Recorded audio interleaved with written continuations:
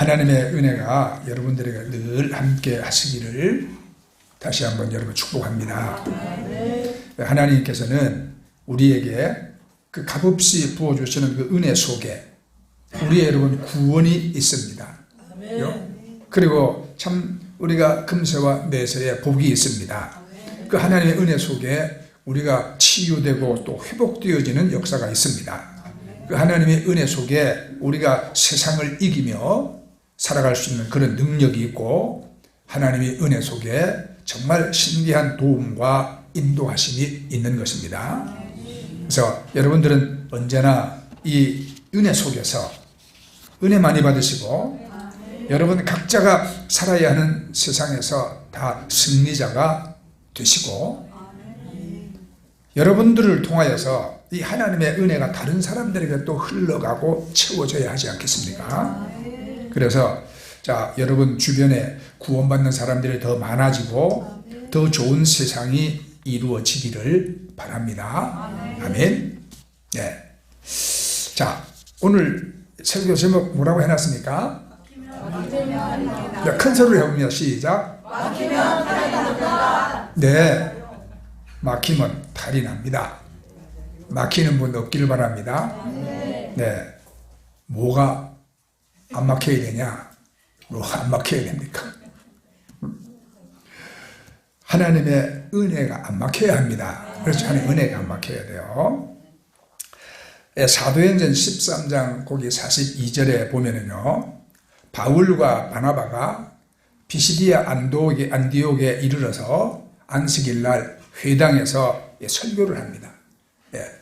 하나님 말씀 예수 그리스도를 전하는 설교를 하죠. 그 설교를 듣고 난 다음에 그곳에 모인 사람들이 뭐라고 말하냐면 다음 안식일에도 이 말씀을 하세요.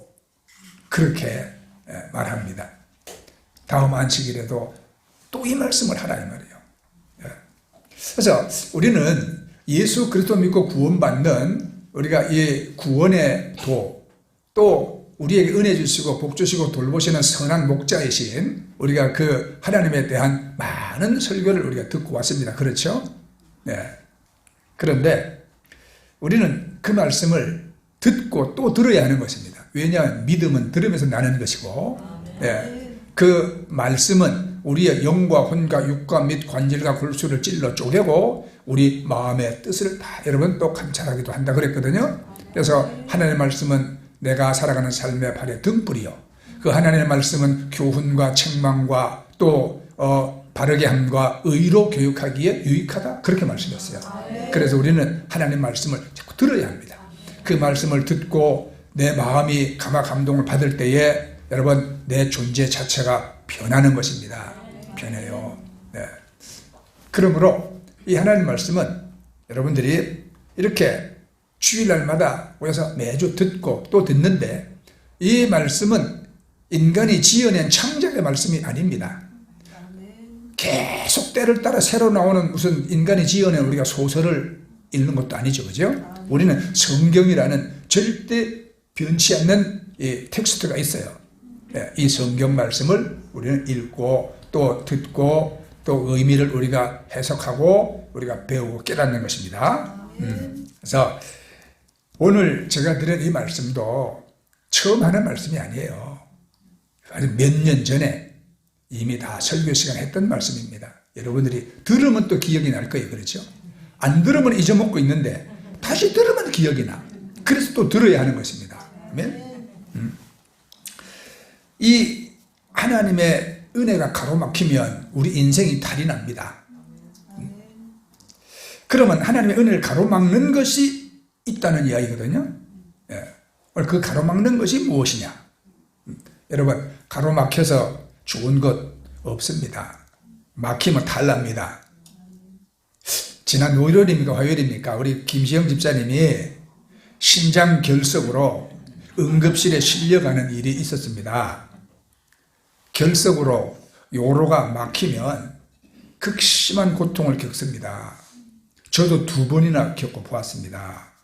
그래서 누구보다도 그 고통을 잘 알아요. 김시영 집사님 고생했겠네. 제가 2019년 8월 달이에요. 첫 주일 예배를 마치고 영동 극동방송 지사장님이 예배 그때 참석했어요. 예배 마치고 같이 이따 카페 가서 잠깐 앉아서 얘기를 하는데 옆구리가 아프기 시작해요. 그러면 참고 그 얘기를 다 마쳤어요.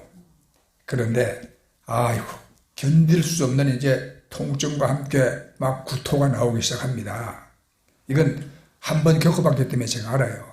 2002년에 우크라이나에서 똑같은 고통으로 밤에 응급실에 제가 실려갔던 기억이 나면서 야, 또 요로결석이구나 깨달았습니다. 이 요로결석으로 아파본 사람들은 그 고통이 얼마나 극심한지 압니다. 그래서 보감병원에 응급실로 갔죠. 거기서 진통제를 맞았어요.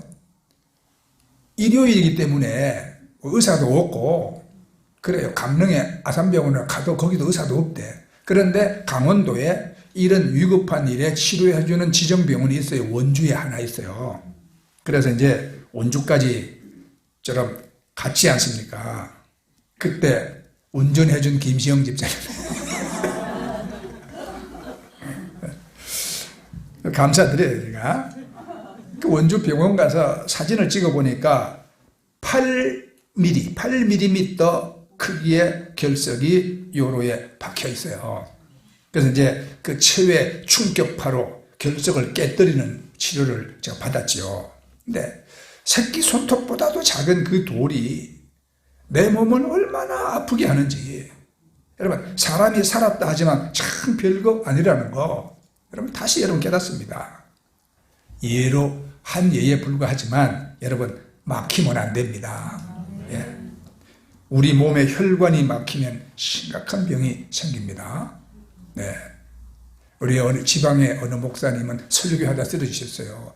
뇌혈관이 막힌 거예요. 그래서 그때 마침 산림청 헬기가 있어가지고 그 헬기를 타고 원주 기독병원으로 급히 날아갔어요. 안 그랬으면 그분 후유증이 심했을 거예요. 네.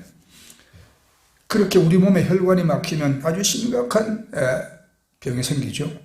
우리가 길이 막히면 여러분 또 생활이 얼마나 어려움을 당합니까?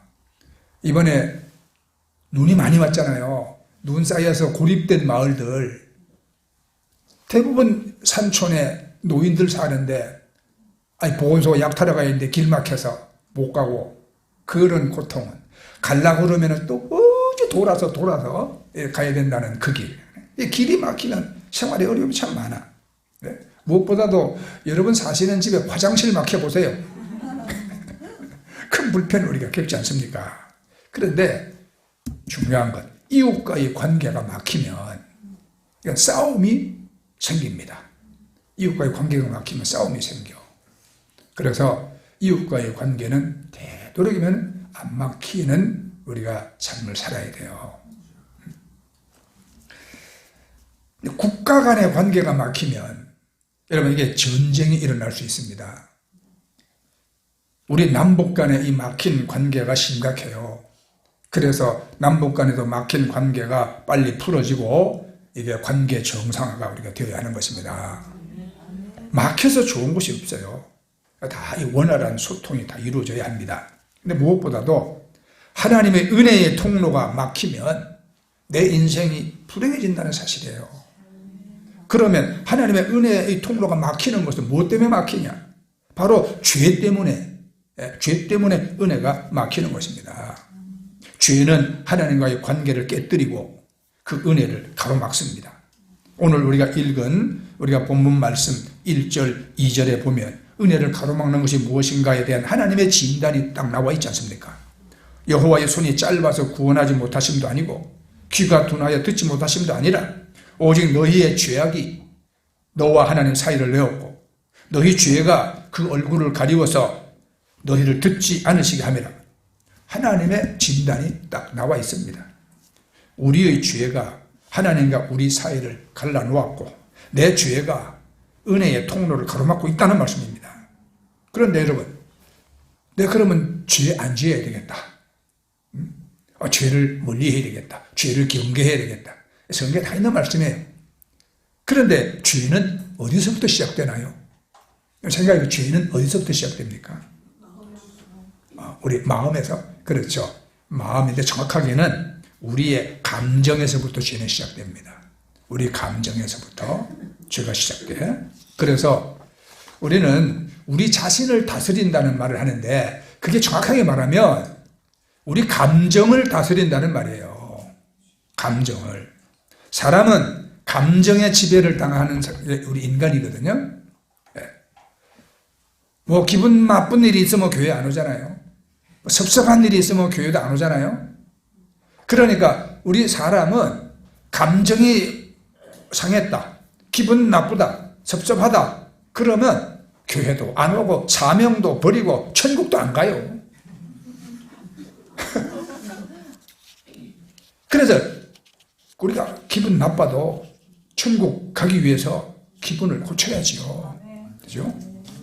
기분 나쁘다고 지옥 가면 어떡해? 인류 최초로 살인죄를 저지른 가인을 보세요. 인류 최초의 살인자가 가인입니다. 가인이 동생 아벨을 들에 데리고 가서 돌로 쳐 죽이지 않습니까? 왜 그렇게 했습니까? 질투심 때문이에요. 질투심. 다윗이 간음하고 살인합니다. 왜 그랬습니까?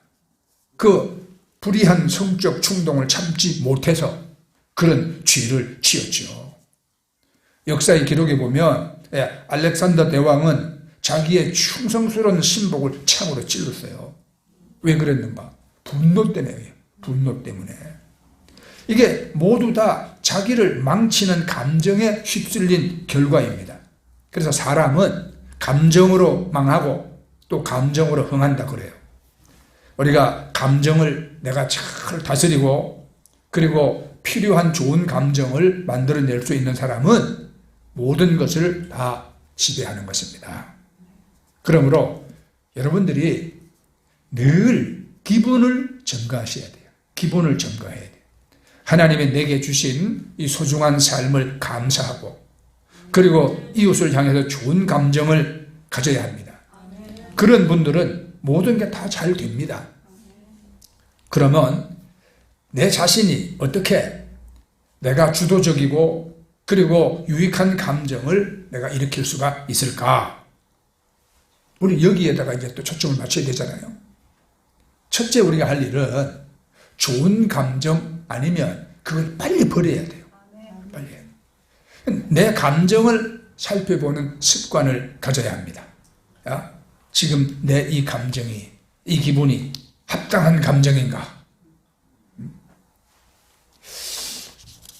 남의 배우자를 볼 때 괜히 가슴이 두근두근두근. 이건 잘못된 감정이잖아요. 그죠? 자기 배우자를 보면 괜히 짜증나고 못마땅하게 보인다. 이거 잘못된 감정이죠.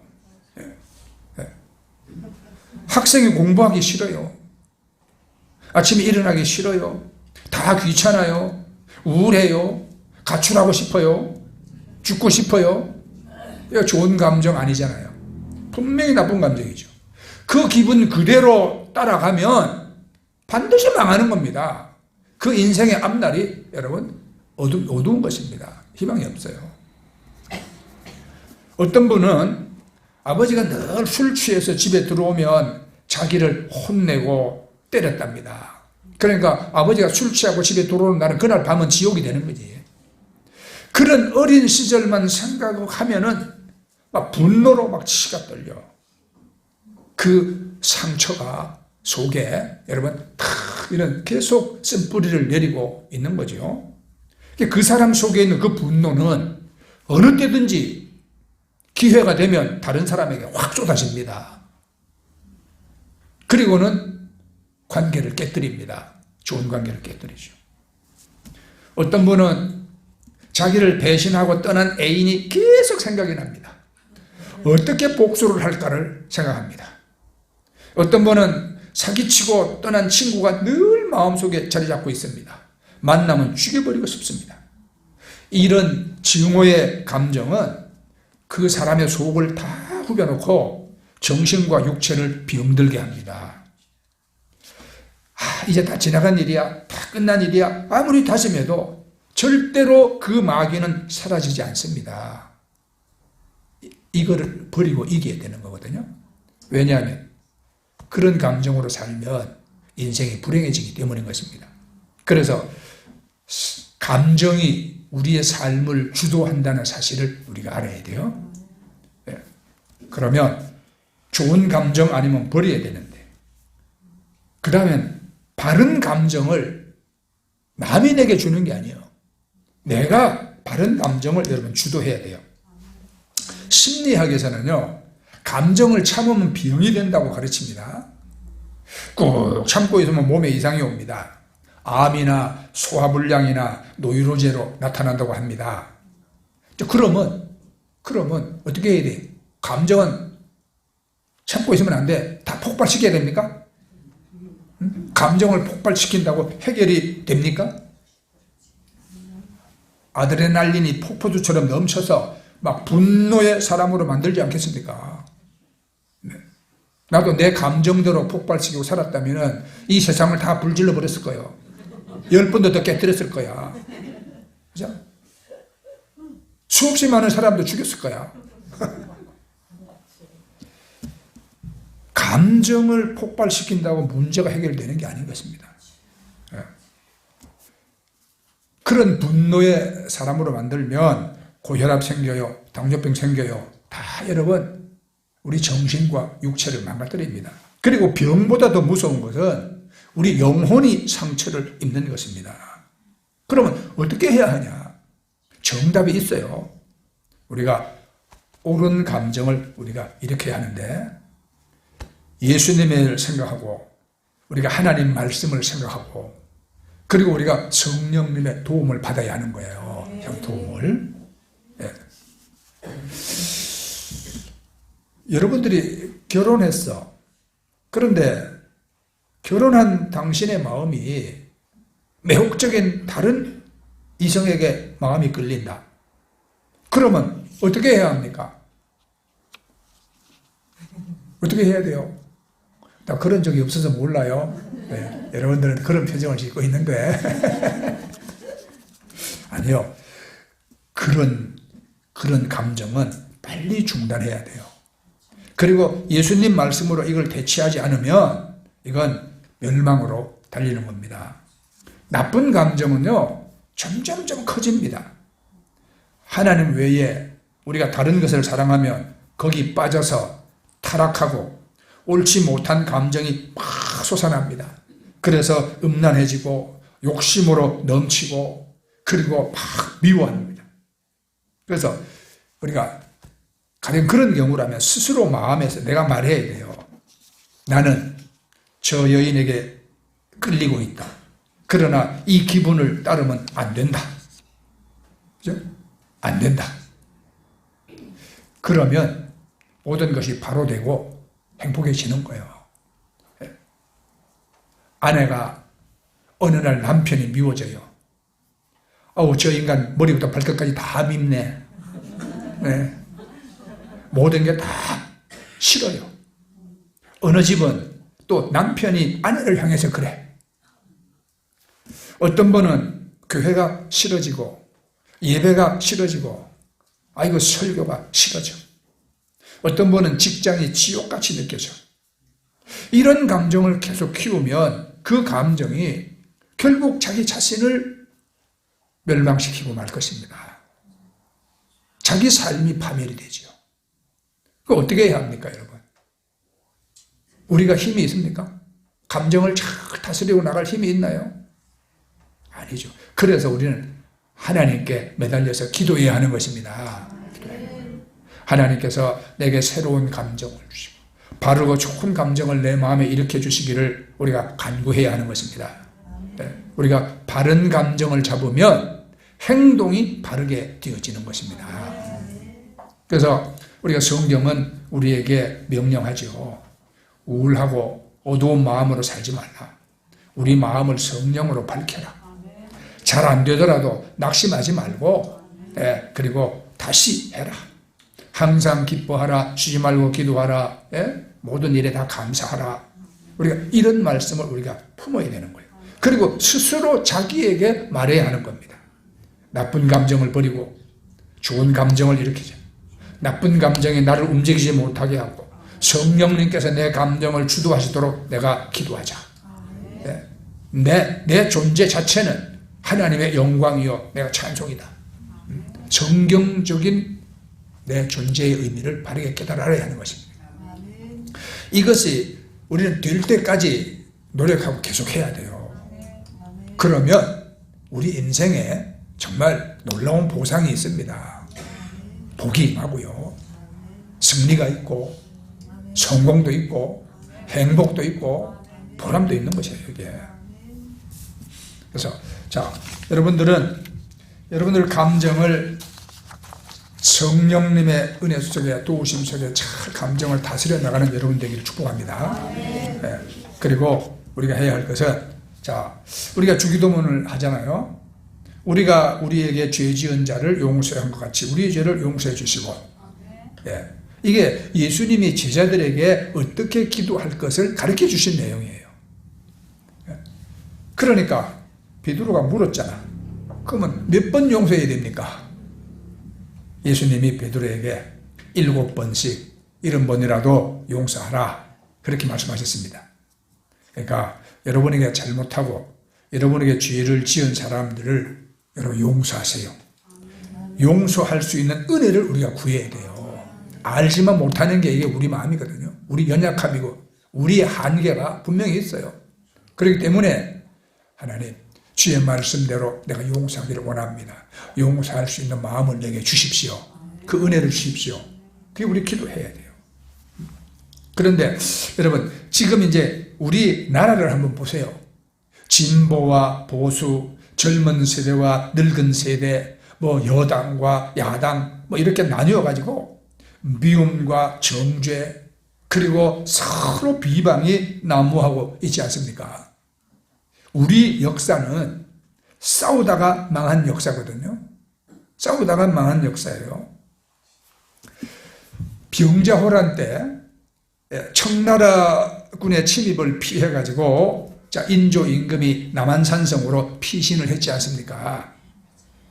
그런데 그 조그마한 그 남한산성에서 그것도 또 계절적으로 추운 겨울에 버티다가 결국은 47일 만에 항복을 하고 맙니다. 그래가지고 그 삼전도 벌판에서 청태종에게 3번 절하고 9번 이마를 땅에 찢는 그런 굴욕을 당합니다.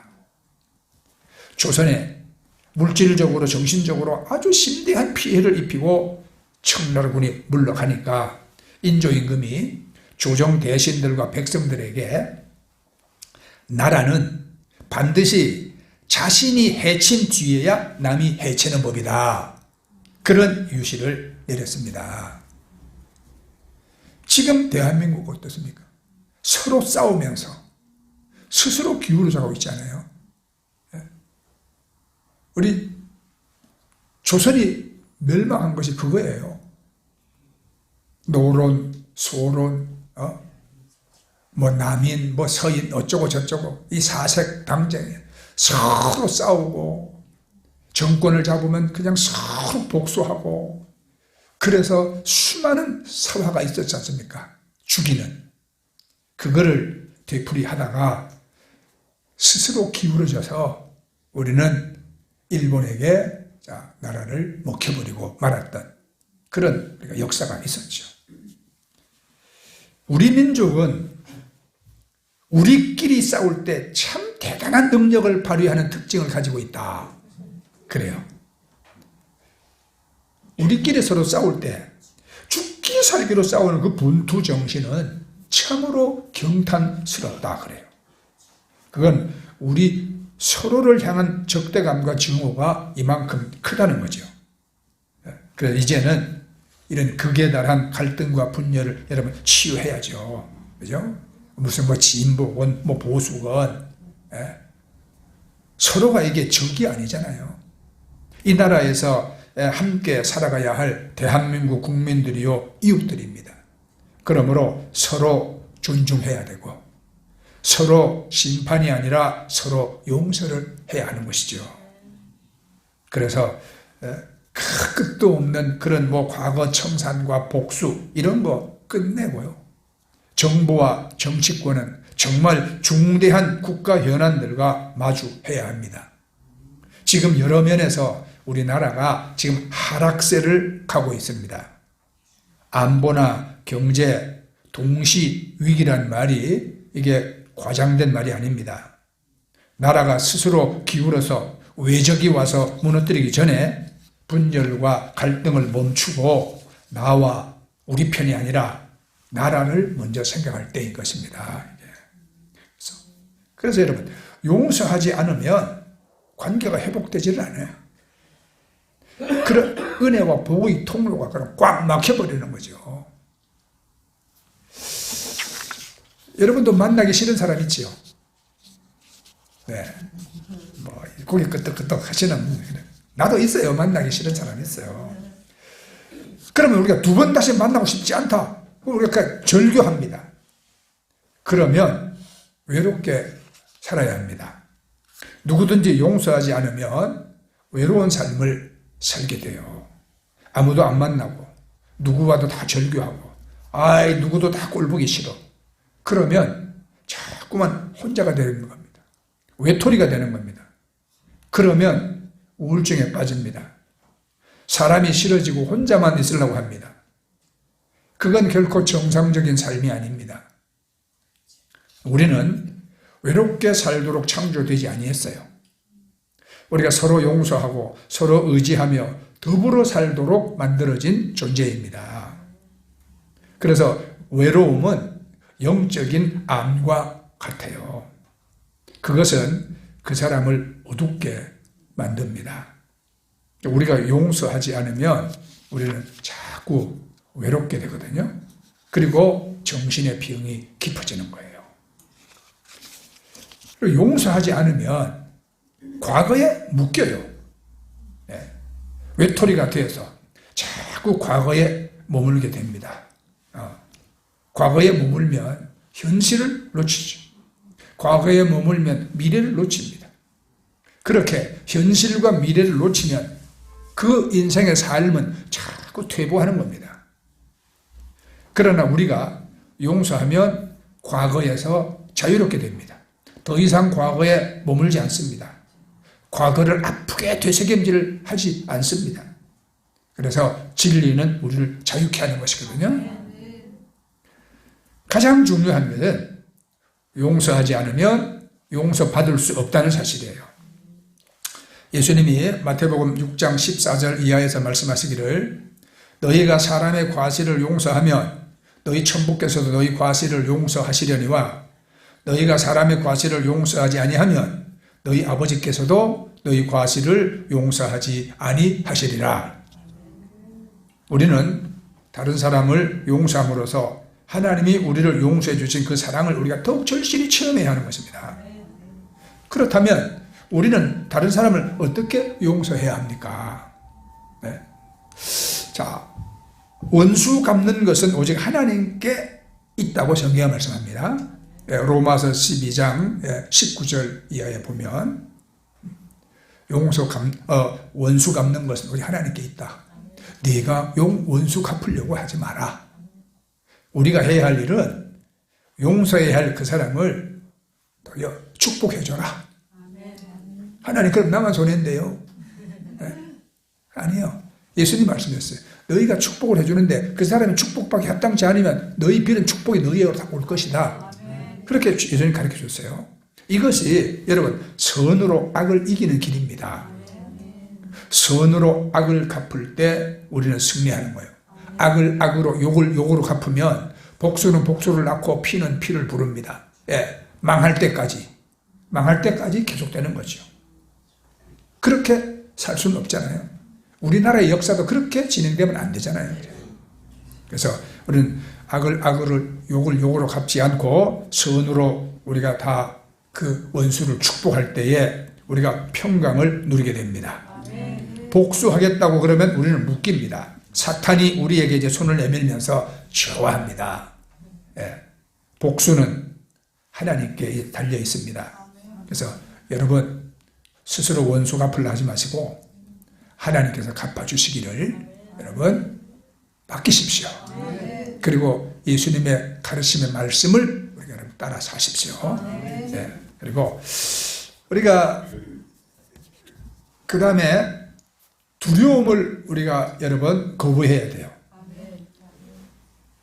우리 감정에 두려움이라는 것이 딱 둥지를 틀고 잡으면 우리 그 사람 건강한 삶을 살지 못합니다. 매사에 위축됩니다. 사람들은요, 이것저것 가리지 않고 걱정하고 두려워합니다. 암에 걸릴까? 사고 날까? 사업 망할까? 도둑 들지 않을까? 내 하는 거 실패 안 할까? 누가 내 욕하지 않을까? 걱정거리가 없어도 이유 없는 두려움이 안개처럼 일어납니다. 우리 교회가요, 그동안에 CCTV를 우리가 설치 안 하고 딱 지내왔어요. 그런데 한 2달 됐나? CCTV 설치하라고 KT 영업사원이 왔어요. 그런데 우리가 이제 1층에 우리가 이 노인 우리 보호시설을 하니까 또 CCTV가 또 좀 있어야 되겠대. 우리가 뭐 잘해도 나중에 또 뭐 우리 잘못했다고 억울한 책임을 져야 되는 경우도 생길지 모르니까 CCTV가 있어야 되겠습니다. 그래서 이제 CCTV 설치했죠. 한 달에 33,000원 나가요. 들어오는 현관에 하나 있고 1층 안에 하나 있고 설치해놨습니다. 그걸 설치해놓고 나니까 도리어 마음이 편한 게 아니라 누가 들어오면 어떻게지? 이런 마음이 더 생겨요. 그 기능이 핸드폰에 있잖아요. 일과 다 마치고 이제 문을 잠갔어. 그럼 거기 이제 경비가 있어요. 이걸 눌러놓으면은 그때 누가 들어오면은 핸드폰이 난리를 쳐요. 침입자 발생, 침입자 발생. 내가 그걸 눌러놓고 이제 자는데 얼마 밤에 12시쯤 됐는데 침입자 발생 핸드폰이 소리치고 난리가 났어요. 그래서 이제 막 옷을 막 입고 또 내려가 보니까 또 아무도 없어요. 이거 오작동을 했나? 네. 그리고 이제 또 올라왔죠. 나중에 그 뒷날 보니까 우리 사모님이 12시쯤 1층을 내려갔다 온 거야. 예. 근데 내가, 야, 우리 사모님이 밤에 12시도 내려갈 수, 1시도 내려갈 수 있는데, 그때마다 침입자라고 얘가 나 잠을 깨운다면, 안 그래도 내가 잠을 잘 자지 못하는데, 이거 괜히 잠 못 자고 도리어 근심 걱정했지 말겠다. 요즘은 그거 경비 안 눌러놔요. 그거 없어도 우리가 그렇잖아요. 여태까지 잘 지내왔는데.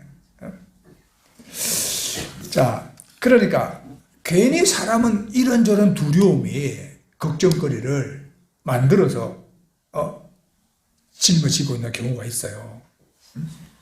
그러니까 여러분, 걱정거리가 없어도 이유 없는 두려움이 안개처럼 우리 마음에 일어납니다. 여러분 마음을 돌아보세요. 맑은 하늘처럼 편안한 적이 있습니까? 네, 없었을 거예요. 그런데 성경에 하나님이 우리에게 주신 것은 두려워하는 마음이 아니라 능력과 사랑과 근신하는 마음이라 그랬잖아요. 우리 성령님은 우리에게 말씀합니다. 두려워하지 마라. 두려워하지 마라.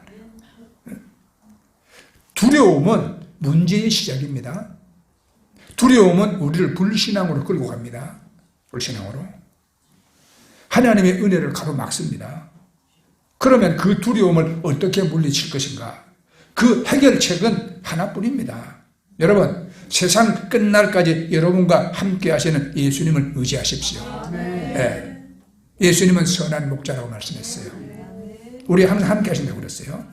이제 그러므로 우리가 이러한 우리가 감정, 좋지 못한 감정, 나쁜 감정, 이런 것을 우리가 여러분 거기에 묶이고 매이지 않고 살아갈 수 있는 것은 어떻게 해야 합니까? 기도해야죠. 그렇죠? 네, 기도해야죠.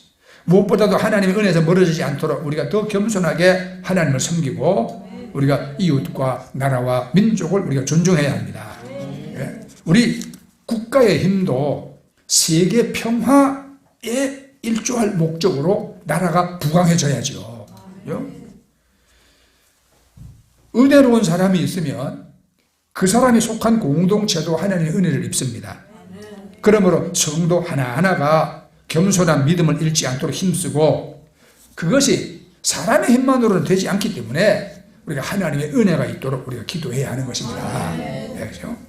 그래서 요즘 우리 한류 콘텐츠가 세계를 휩쓸고 있지 않습니까? 그런데 나는 이럴수록 더 겸손해야지, 그런 마음이 들어요. 요즘 별일이 다 생겨. 여러분, 김값이 올랐어요, 내렸어요? 올랐어요. 김값이 많이 올랐어요. 왜 올랐을까요? 그렇죠. 이제는 세계 시장에서 한국 김의 인기가 아주 높아졌어요. 전에는 서양 사람들이 그 시꺼먼 종이를 왜 먹냐고 그랬거든요. 이해를 못했어요. 그 사람들을 안 먹어봤기 때문에. 그런데 지금 미국에서 한국 김의 인기가 갈수록 높아지고 있는데, 한국 김과 김밥이 아주 이거 웰빙식으로 알려지면서 한국산 냉동 김밥이 아주 유명 식료품 마트에서 갖다 놓으면 팔리고 없어진대. 동난데. 근데 일본 김이나 중국 김은 안 사 먹어요. 분들이 한국 김과 맛도 다르고 질이 달라. 그러니까 이 김이라는 게 한국 바다에서만 나는데 이게 무한정 나는 건 아니잖아요. 예, 그러니까 김값이 올라가는 거예요. 자, 이렇게 한국이 요즘 유명세를 타고 뭐 K자만 붙으면 유명해지고 잘 되는 것 같지만, 여러분, 잘못된 정치는 순식간에 나라를 무너뜨릴 수 있고, 전쟁이 벌어지면 우리 경제가 몇십 년 후퇴한다는 사실을 우리가 알아야 합니다. 그런 일이 없도록 우리가 미래를 잘 준비해야 되겠죠, 그죠? 그러니까 우리 개인의 삶이나 우리 국가의 장래나 우리가 여러분 생각하면 근심 걱정할 것이 많아요. 그러나 대한민국이 여러분 꼭 뭐 잘해서 여기까지 우리가 편안하게 살고 경제를 발전시키고 온 것은 아닙니다. 하나님의 은혜가 있었기 때문입니다. 그러니까 우리 그 은혜 속에 살아야 합니다. 은혜가 막히면 안 됩니다. 그렇죠? 그래서 우리는 하나님을 우리가 의지하고 우리를 의지하면서 기도해야 하는 거죠. 이사야 41장 10절 말씀, 두려워하지 말라, 내가 너와 함께함이니라. 놀라지 말라, 나는 네 하나님이 됨이라. 내가 너를 굳세게 하리라. 참으로 너를 도와주리라. 참으로 나의 의로운 오른손으로 너를 붙들리라. 아멘. 이런 우리가 주님의 말씀을 기억하면서 기도하고, 그리고 또 그 말씀을 우리가 선포하면 다른 모든 두려움은 여러분 사라집니다. 우리 마음이 평안합니다. 잘 됩니다. 하나님의 은혜는 막힘없이 여러분에게 계속 부어질 것입니다. 네, 자, 마칩니다. 첫째, 우리 감정을 잘 다스리세요. 두 번째, 우리가 이웃을 용서하세요. 세 번째, 두려움을 거부하세요. 네 번째는 기도하세요. 네, 하나님의 은혜가 여러분들에게 항상 넘치시기를 예수님 이름으로 축복합니다. 아멘. 네, 우리 찬양하고 기도하도록 하겠습니다. 자.